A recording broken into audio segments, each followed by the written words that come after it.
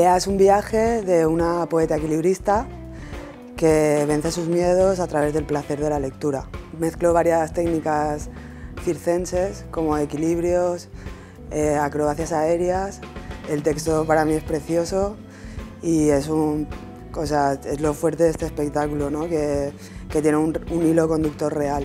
Implícitamente es una crítica social a la baja calidad de la educación, a cómo funciona el mundo, a los filtros que nos ponemos en las miradas. Me ha encantado la parte escenográfica, o sea, la escenografía, todo lo que son la utilería, todo el decoradito está muy trabajado y tiene como un aspecto de mar, de verdad. I de repente, quan entra ella, dius, uau, la tia té una energia i una potència, una expressivitat que te transmet moltíssimes coses, ja siga en la paraula, que és poesia pura i dura, o amb el cos. Pues jo recomanaria Lea per la energia que transmet. Em sembla una obra alliberadora. Bueno, la recomendaría porque ¿quién no quiere sentirse otra vez un niño, no?